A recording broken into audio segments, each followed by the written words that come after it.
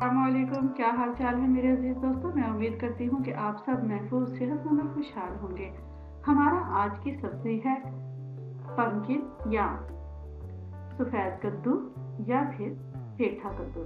लेकिन वीडियो शुरू करने से पहले please like, subscribe and share my channel Zameer Shumail. तो शुरू करते हैं अपना आज का ज़बरदस्त सा वीडियो। इस वीडियो को शुरू से लेकर आखिर तक ज़रूर देखिएगा क्योंकि ये होने वाला है आपके लिए बेइंतहा मालूमाती। तो जनाब शुरू करते हैं अपना आज मज़ेदार किस्म का वीडियो जिसमें आपको बेइंतहा मालूमात मिलेगी। तो जनाब पेठा कद्दू, जिसके बारे में आमतौर पर यही ख्याल किया जाता है कि ये बहुत ही ज़्यादा अच्छा नहीं पकता और हमारे यहाँ घरों में इसे पकाया भी ज़रा कम ही जाता है। ये सर्दियों में फ़ौक़तन आता है, लेकिन बाज़ औक़ात बाज़ घरों में तो इसे पकाना बिल्कुल भी मुनासिब नहीं समझा जाता। ये ग़िज़ाइयत से भरपूर जो पेठा होता है, ये बतौर ग़ज़ा और बल्कि आप हैरान हो जाएंगे दवा के तौर पर भी सदियों से इस्तेमाल होता आ रहा है। इसमें हरारे बहुत कम होते हैं। इसका अगर हम नाम देखें तो सबसे पहले नाम देखते हैं। इसको नाम जो है इसका, इसे उर्दू में अगर देखें तो इसे पेठा कद्दू, सफ़ेद कद्दू कहा जाता है, जबकि अंग्रेज़ी में इसके बेशुमार नाम है, जैसे कि विंटर मेलन, ऐश गॉर्ड, वाइट मेलन, इसके अलावा वाइट पम्पकिन और इसके तरह इसके बेशुमार नाम है। अगर हम इसके लातीनी में नाम देखें तो इसका नाम सैल्फिया बेनकीसिया है। और अगर इसका ताल्लुक देखें तो इसका ताल्लुक जो है वो क्यूक्यूरबिटिया फैमिली से है। और अगर हम इसकी शेप देखें तो ये बेशुमार शेप में पाए जाते हैं। ना सिर्फ ये शेप में पाए जाते हैं बल्कि इसकी बेशुमार टाइप्स भी हैं, जो कि हमारे यहाँ तो अमूमन नहीं होती। हमारे यहाँ अमूमन पाई जाती है सब्ज़ रंग में या फिर येलो कलर में, जर्द रंग में या फिर पीले कलर में। लेकिन अगर हम इसे काटें तो अंदर से इसका गुदा जो होता है वो सफ़ेद और या फिर ऑरेंज कलर का या फिर येलो कलर का निकलता है। अगर हम कच्चे गुदे का जायका देखें तो मीठा होता है, अगर ये पका हो तो फिर ब्लैंड हो जाता है। बाहर का छिलका सब्ज़ और सख्त होता है क्योंकि इसके ऊपर कुदरती तौर पर वैक्स कोटिंग होती है, जिसकी वजह से फल की शेल्फ लाइफ जो है वो बढ़ जाती है। आप हैरान हो जाएंगे कि इसे बगैर फ्रिज के 12 माह तक आराम से रखा जा सकता है। जनाब कुदरती वैक्स कोटिंग की वजह से इसे वैक्स गॉर्ड भी कहा जाता है। इसका वज़न जो है अगर हम देखें तो 2 से 50 किलोग्राम तक हो सकता है। जी हाँ, ये ज़बरदस्त किस्म का फल, ये सब्ज़ी जो है ये 2 से 50 किलोग्राम तक आराम से अपना वज़न कैरी करती है। अगर हम इसे देखें कि ये कब से इस्तेमाल किया जाता है तो जनाब ज़माने कदीम से इसे India, China, Malaysia, New Guinea में काश्त किया जा रहा है। आप हैरान हो जाएंगे कि चाइना में तो ये 200 साल से इस्तेमाल हो रहा है, इसीलिए इसे वहाँ पे प्रिजर्विंग गॉड के नाम से बताया जाता है। चाइना और ताइवान इसमें इससे सूप बनाया जाता है और ये सूप बहुत ही ज़्यादा सेहत बख्श होता है, जो कि सिर्फ मरीजों को पिलाया जाता है। अगर हम अपने यहाँ पर बात करें पाकिस्तान में तो इसकी भाजी, तरकारी या इसका सालन बहुत मज़े का पकता है।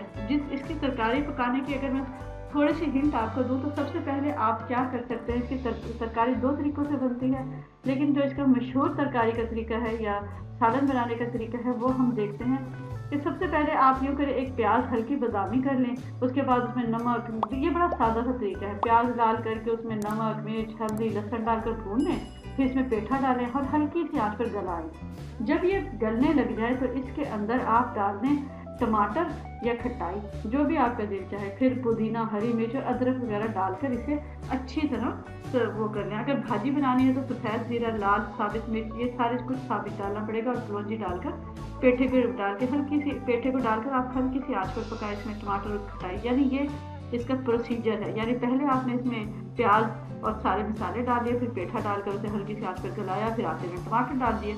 ये इसकी मुकम्मल भाजी है और ये बहुत ही मज़ेदार बनती है।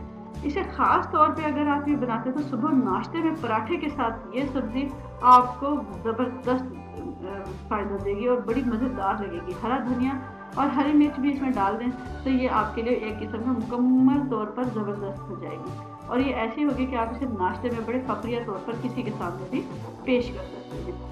अब चलते हैं, इसके मज़ेदार सी मिठाई भी बनती है। जी हाँ, इसके कैंडी भी बनता है, इसकी मुरब्बा भी बनता है और इसके कई तरीक़ों से और पकाया जाता है। अगर हम इसके मुरब्बे को देखें तो इसका मुरब्बा जायके और पसंद के लिहाज से बेइंतहा मकबूल है और आमतौर पर बेकरीज पर पाया जाता है।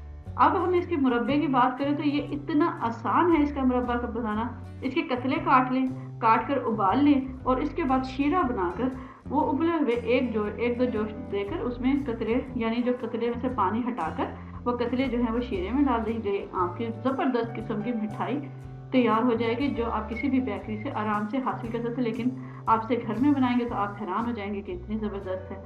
लेकिन ख्याल रखिएगा कि शीरे में डालने से पहले उबले हुए कतलों के अंदर किसी भी कांटे या फोक से इसमें सुराख कर लें ताकि शीरा इसके अंदर आराम से बैठ जाए और ये मज़ेदार सी मिठाई आपकी तैयार हो जाएगी। और यही मिठाई आपको अशरफियों के नाम से आम तौर पर पंसारों में और बेकरियों से मिलेगी, ये मिठाइयों की दुकान से मिल जाएगी। देखिए मैंने कितनी मज़े से आपको एक ज़बरदस्त किस्म की रेसिपी भी बता दी।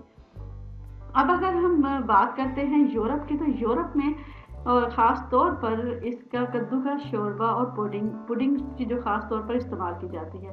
ख़ास तौर पर कनाडा में, अमेरिका में क्रिसमस के मौक़ों पर इसका जो ख़ास तौर पर जो इसकी स्वीट डिश होती है वो इसका केक होता है जो कि बड़ी ही ज़बरदस्त होती है। इसे पम्पकिन डिलाइट, पम्पकिन के पुडिंग भी कहा जाता है और ये बहुत ही ज़्यादा मकबूल आम है और बहुत ही ज़्यादा मशहूर है।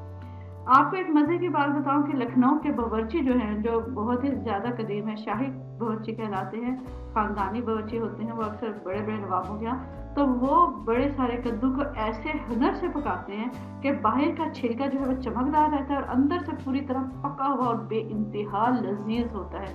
ये इतना लजीज होता है कि खाने वाले अपनी उंगलियों को चाटते रह जाते हैं। और नवाब जो लोग हैं वो ख़ास तौर पर अपने मेहमानों के लिए ये पेठे की सब्जी बनवाते हैं क्योंकि इसकी नेमुल बदल कुछ भी नहीं है।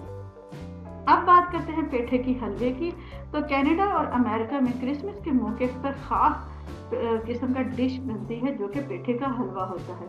इसके गूदे और चीनी से बनी स्वीट डिश जो हलवा होती है वो जिस्मानी कमजोरी और थकन को दूर करती है और वजन बढ़ाती है। पेठा कद्दू खून की बीमारियों को और सांस की तकलीफ और गुर्दे की पथरी के लिए भी बेइंतहा मुफीद है। तो जनाब आज से ही इस तोहफे को लाएं और अपने घर में इसे पकाएं और अपने ख़ानदान की कमज़ोरी, दिमागी और जिस्मानी कमज़ोरी दूर करें। तो जनाब ये तो थी मेरी आज की वीडियो। इसके इंशाल्लाह मैं आपको पार्ट 2 में इसके ज़रिए इलाज भी बताऊंगी और इसके फ़ायदे भी बताऊंगी। तो ये तो थी मेरी आज की ज़बरदस्ती वीडियो। अगर आपको ये वीडियो मुफीद लगी हो तो please like, subscribe and share my channel Zambir Shumail. अल्लाह हाफिज़।